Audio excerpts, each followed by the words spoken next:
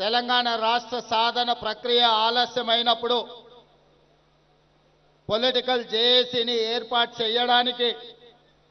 నా ఉద్దేశంలో ఈ అలయ్ బలయ్ కార్యక్రమమే ఒక స్ఫూర్తిగా మనకు ఉపయోగపడ్డది అని చెప్పి నేను భావిస్తున్నా. అంతకంటే ముందు ఎప్పుడు కూడా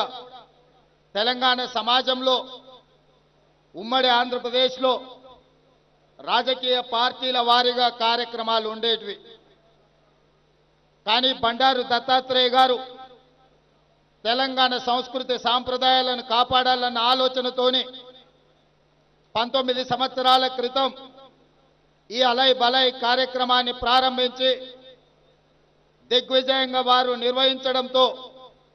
తెలంగాణ ఉద్యమంలో జెండాలకు ఎజెండాలకు అతీతంగా ఒక పొలిటికల్ జేఏసీని ఏర్పాటు చేసి తెలంగాణ